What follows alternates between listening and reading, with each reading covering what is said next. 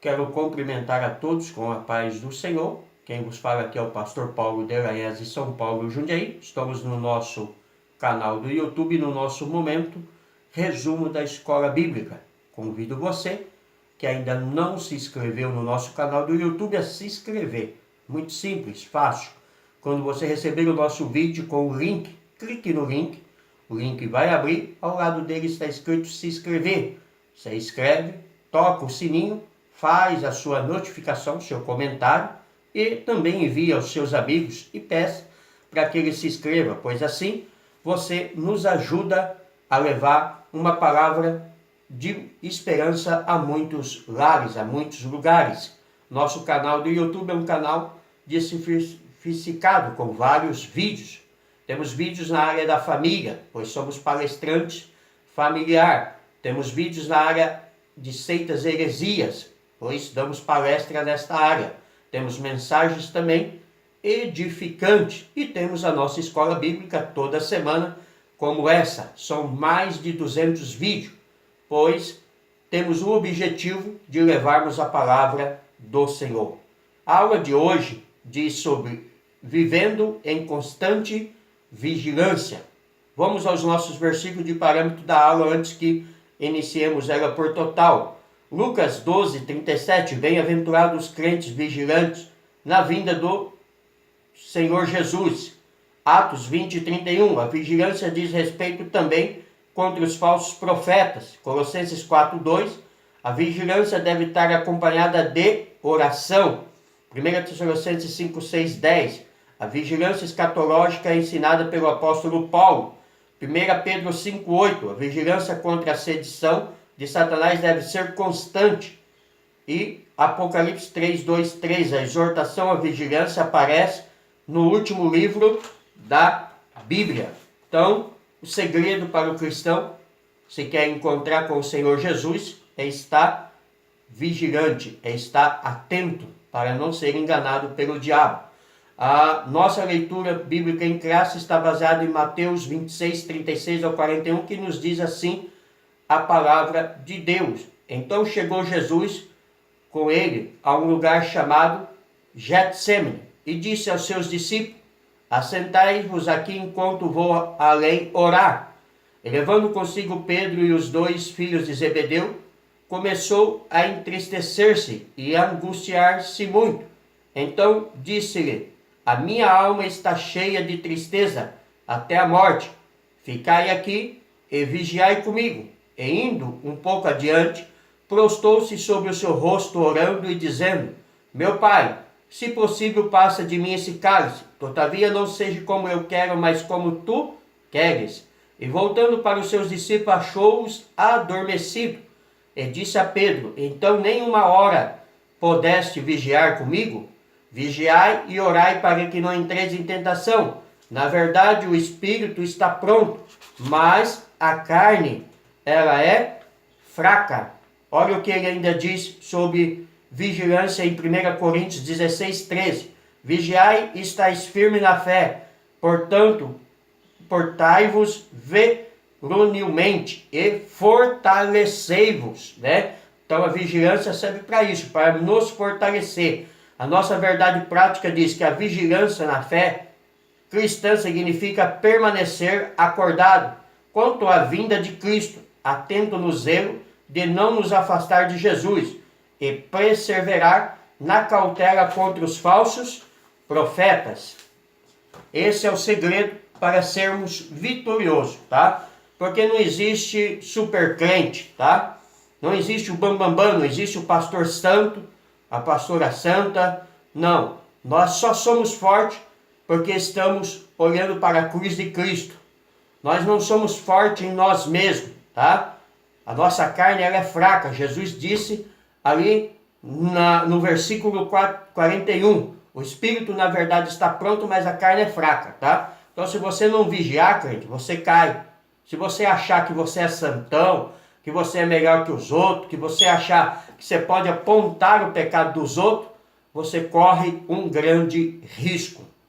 A lição desta semana destaca a importância da vigilância no que diz respeito ao exercício da fé cristã.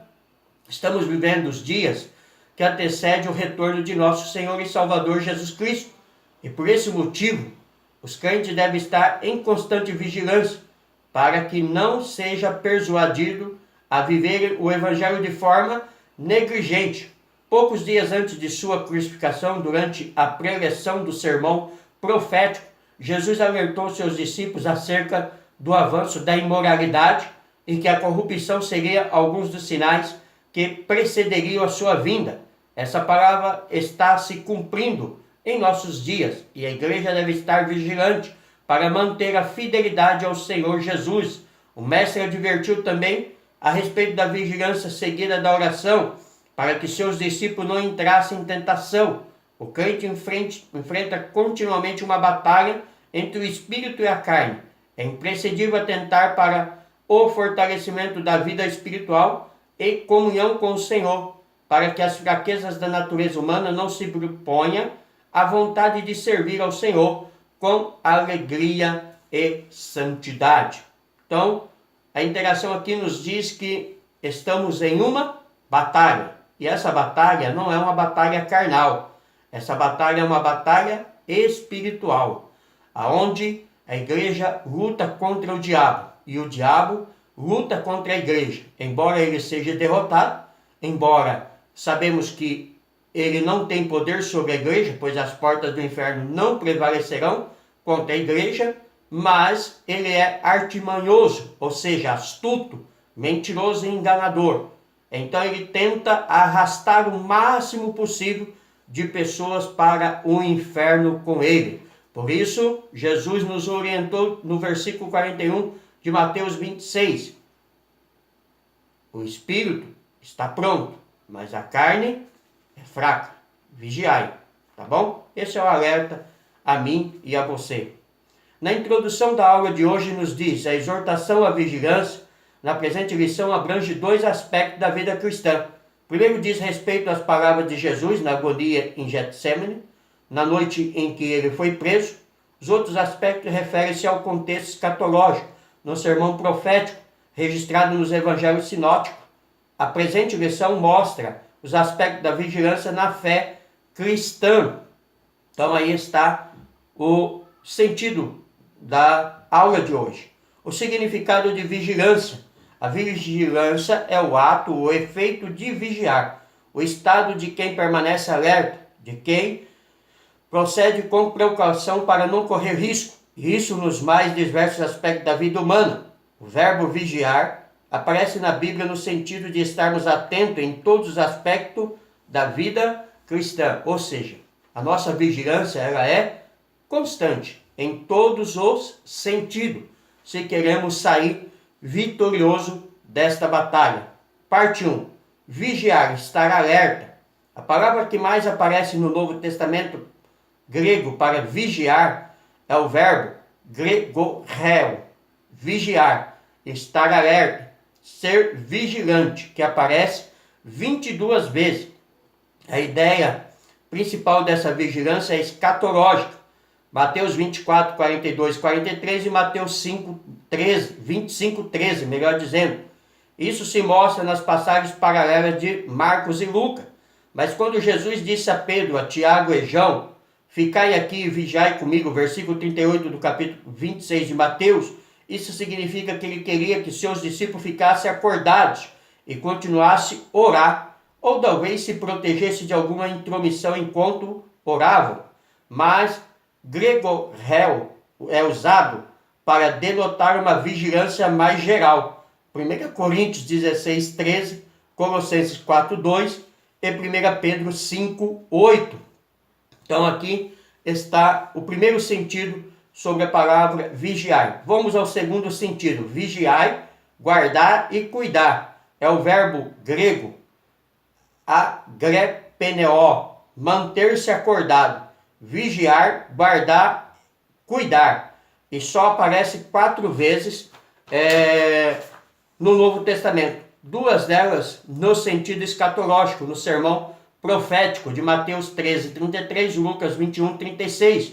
O vocábulo é usado para indicar a vigilância nas orações e súplica, Efésios 6, 18, e apresenta ainda a ideia de cuidar ou velar. Obedecei a vossos pastores e sujeitai-vos a ele como véu por vossa alma. Hebreus 13, versículo 17. Então aí está o segundo sentido da palavra vigiar. Vamos ao terceiro, vigiar e ser sóbrio.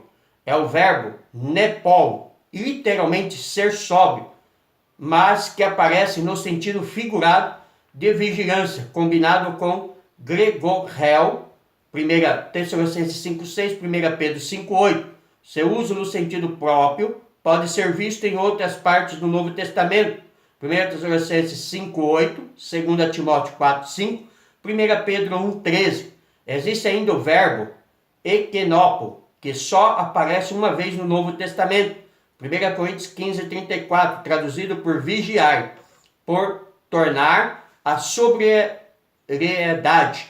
na Nova Almeida Atualizada e por despertar na tradução bíblica brasileira. Então esses são o sentido das palavras vigiar.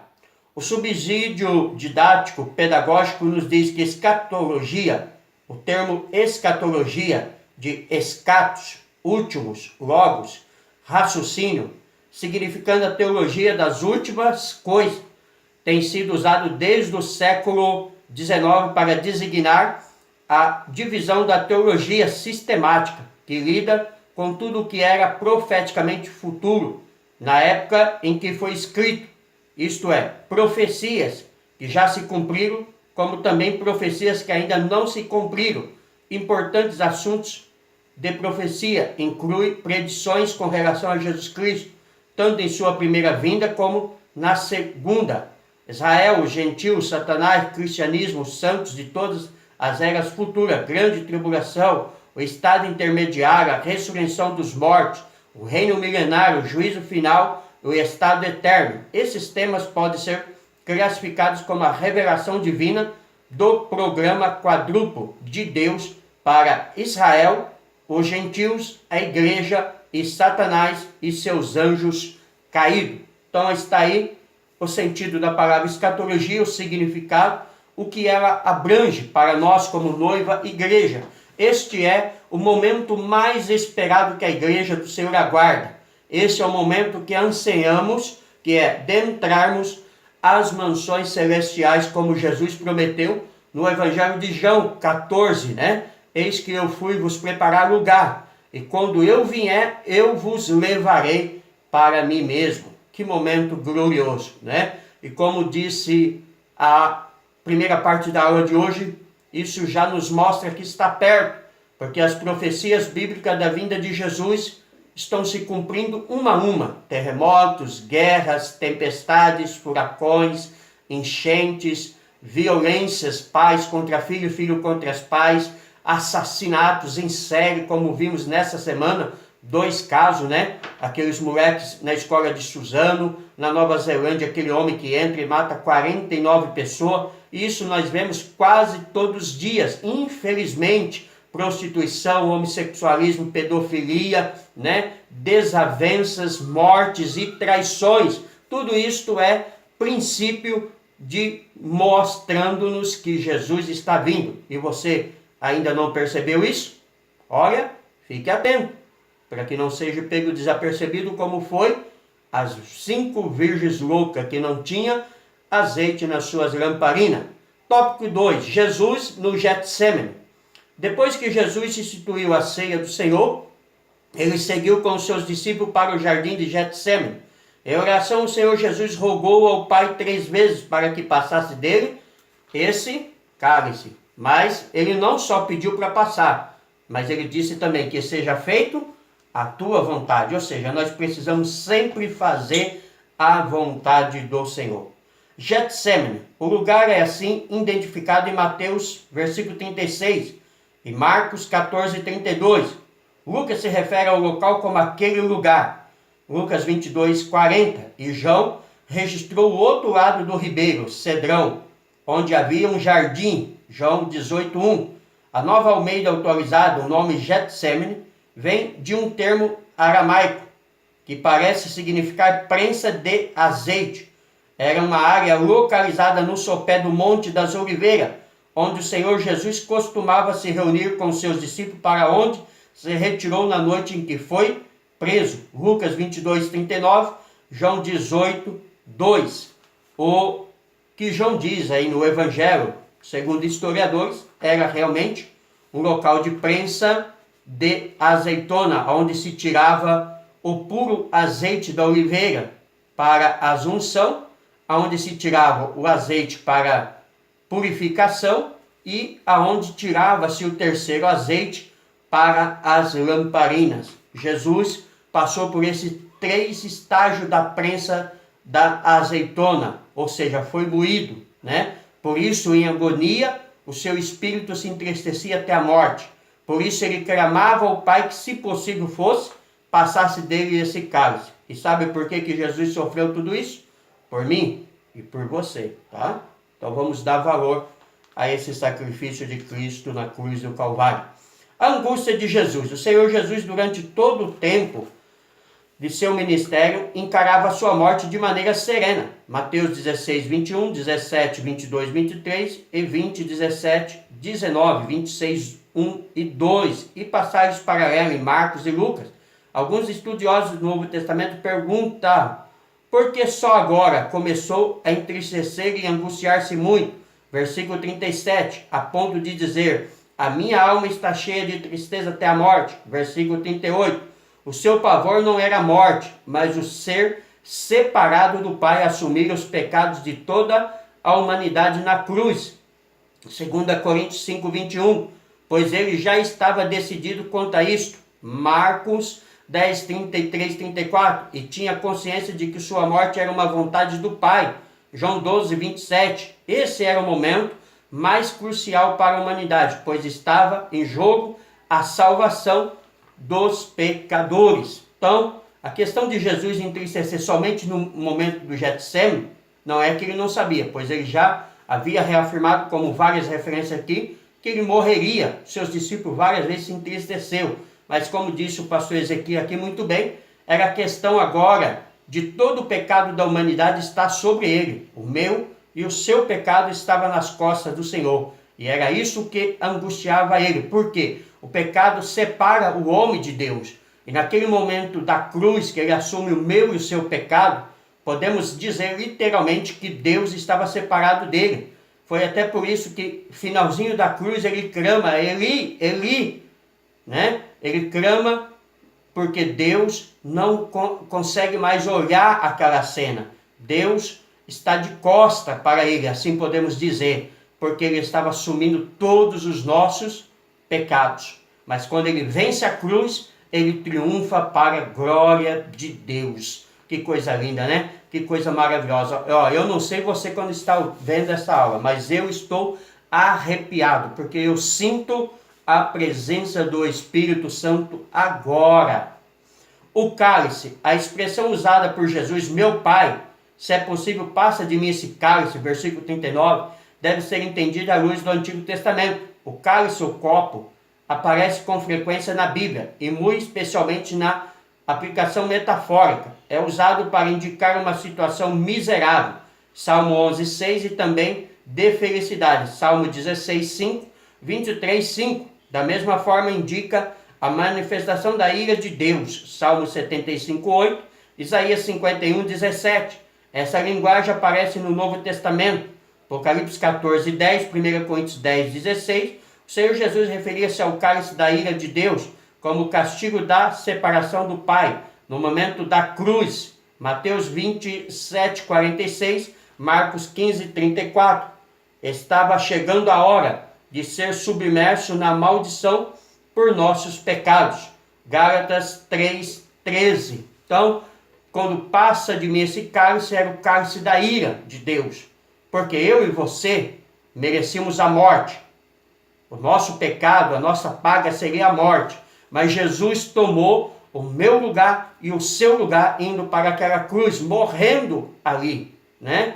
Então, todo o peso do pecado estava sobre o Senhor, né? E ele sabia isso há muito tempo, mesmo antes de nascer em Nazaré, no ventre da Maria, pois Paulo teve a revelação de Deus que o Cordeiro havia sido morto antes da fundação do mundo, tá? ele estava preparado para aquele momento.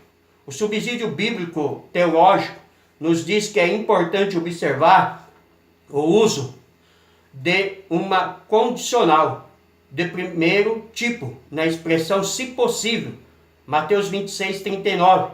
Isso normalmente sugere e subpõe que a condição é cumprida, isto é, que era possível evitar o cálice que Jesus tinha em mente. Esta interpretação recebe o apoio de Hebreus 5,7, que observa que quando Jesus, oferecendo com grandes lágrimas, orações e súplica ao que podia livrar da morte, foi ouvido quanto ao que temia. A morte biológica não causava terror a Jesus, ela não causa terror em nós, como Jesus carregou nossos pecados e sentiu a ira de Deus em nosso lugar. Nós também fomos libertos. Nem a morte biológica, nem a espiritual tem qualquer influência sobre aqueles que por meio de Cristo recebem a vida eterna. Então, aqui está a questão do cálice no subsídio bíblico teológico, que era realmente sobre a ira e não simplesmente sobre a morte, porque a morte, como dissemos, Jesus já sabia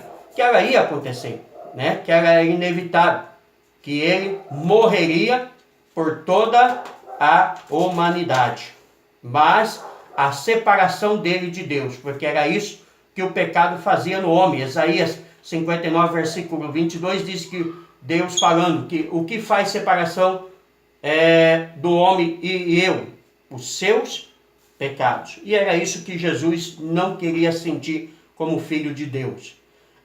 Tópico 3, exortação à vigilância. Depois de uma breve explicação sobre Jesus no Getsêmani, retornamos ao tema da lição. Entendemos que o ponto central dessa sessão do Evangelho de Mateus 26, 36 ao 41 é a exortação à vigilância, apesar de outros temas serem importantes aqui. Primeiro, no contexto escatológico, a exortação à vigilância é um dos pontos centrais do sermão profético, porque não se sabe o dia e a hora da vinda de Jesus. Mateus 24, 36, Marcos 13, 32. O ensino do Senhor nas diversas parábolas desse discurso escatológico dá muita ênfase à necessidade de os crentes estarem atentos, apesar de ser vedada aos humanos a data da segunda vinda de Jesus. A Bíblia indica os sinais que precederão a vinda de Cristo em Mateus 24 e Lucas 21. O acontecimento de hoje nos mostra o cumprimento das profecias bíblicas, sinalizando que essa vinda está próxima. Se o cristão da primeira hora devia estar vigilante quanto ao grande evento, o que não diremos nós que somos a igreja da última hora? Por isso, devemos estar ainda mais firmes e atentos continuamente. Olha o que o pastor Ezequiel destaca aí.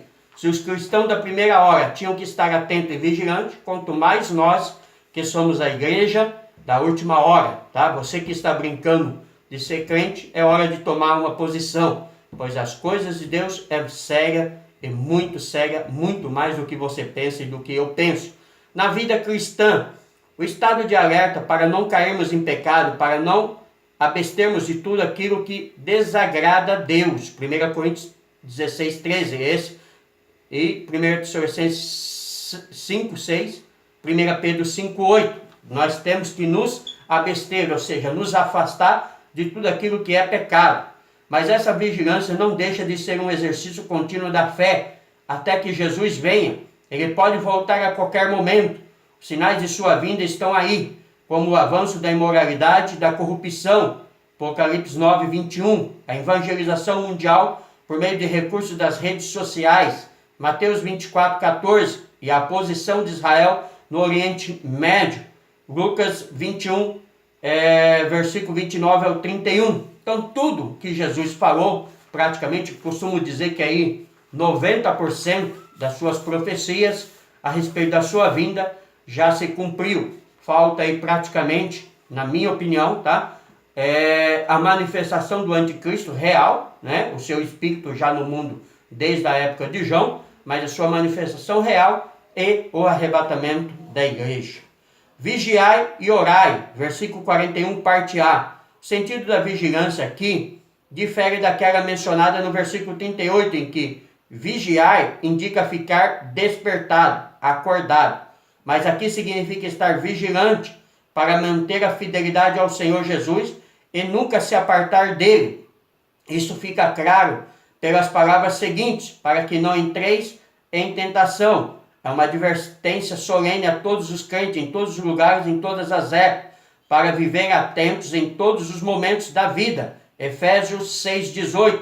Comentário bíblico, Bacon, diz: a eterna vigilância é o preço da liberdade, ou seja, é o preço da nossa salvação. Se queremos ir para o céu, precisamos estar vigilantes. O espírito e a carne, versículo 41, parte B. Temos aqui o contraste entre o espírito e a carne, muito comum no Novo Testamento, Romanos 8:5 ao 9, Gálatas 5:17. Seria esse o sentido aqui? A carne é um termo frequentemente usado nas escrituras com variação semântica, tão ampla que não é possível descrever todos os seus significados neste espaço. Aqui, essa palavra pode indicar a fragilidade da nossa natureza física. Salmo 78, verso 39. Visto que os discípulos estavam cansados, exaustos, entristecidos, mas também pode ser uma referência à fraqueza da natureza humana decaída. Efésios 2:3. Por causa da associação com a palavra tentação, a expressão pode indicar as coisas simultâneas ou qualquer uma dessas interpretações. Acredito eu mais na causa simultânea, tanto fraqueza física, emocional, como a fraqueza da carne do homem e da mulher que foi concebido em pecado, que leva a semente do pecado. Então, somente olhando para a cruz, somente estamos atento na cruz do Calvário, nós vencemos todas as tentações. Nunca venceremos por nossa própria força. Subsídio teológico, iniquidade, esfriamento do amor. Em Mateus 24:12, Jesus mencionou mais dois alarmantes sinais, um decorrente do outro, e por se multiplicar a iniquidade, o amor de muitos se esfriará. E o que assusta nesse duplo sinal é mais uma vez a palavra muitos, cujo significado é quase todos. Não foi por acaso que Jesus ensinou: entrai pela porta estreita, porque larga é a porta e espaçoso o caminho que conduz à perdição, e muitos são os que entram por ela. Mateus 7:13. A cada dia a aceitação da verdade da palavra de Deus torna-se mais difícil. Doutrinas que outrora, ao serem ensinadas, geravam temor, têm levado muitos crentes a fazerem questionamentos. Vemos que os mensageiros mais conservadores, conservadoras, no ponto de vista bíblico, 2 Timóteo 1:13 e 14, são vistos por muitos como extremistas, desestabilizados ou politicamente incorretos. Isso com certeza é o reflexo do duplo sinal em questão. O amor ao mundo faz-nos perder o amor de Deus. Tiago 4:4, 1 João 2:15 ao 17. E muitos líderes, à semelhança de Demas, 2 Timóteo 4:10, perderão a visão espiritual nesses últimos dias. Os cultos que deveriam ter como objetivo o louvor a Deus, a exortação da palavra, 1 Coríntios 14:27, se transformaram, como já ocorrendo, em programas de auditório, shows, com muito entretenimento, pouco ou nenhum quebrantamento de espírito na presença do Senhor. Esse sinal indica que nos últimos dias o mundo se tornará tão religioso, e a igreja quer dizer uma boa parte dela, tão mundana, que não saberá onde começa um e termina o outro. Sabendo que tudo isso acontecerá, Jesus alertou: vigiai, pois, a todo tempo, orando, para que possais escapar. Lucas 21:36. E como escapar? O caminho é dar ouvidos à palavra de Deus, se arrepender, a fim de que o nosso amor não se esfrie. Apocalipse 2:4, 5. Olha, esse subsídio aqui é fantástico, tá? O que o pastor Ezequias fala aqui é algo tremendo, tá? Poucos guardarão a fé. Poucos estão prontos.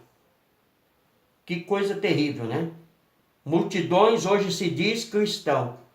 Mas será que vai todos para o céu? Ah, pastor Paulo, você não pode julgar. Lógico que eu posso julgar.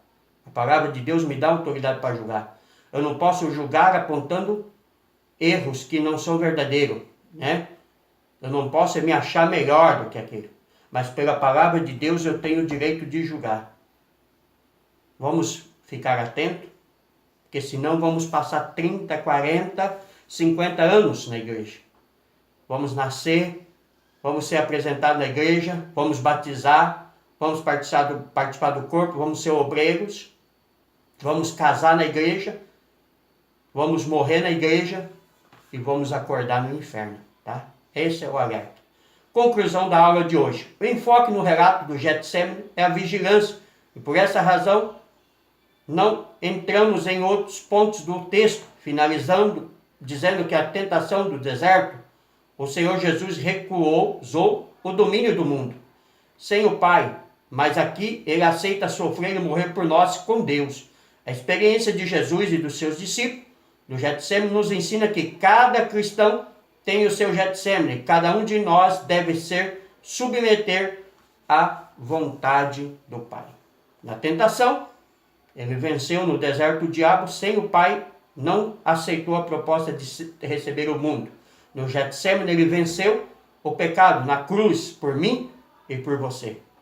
Que nós também possamos rejeitar o mundo. Que nós também possamos, como homens e mulheres de Deus, olharmos somente para a cruz, ficarmos atentos à cruz do Calvário.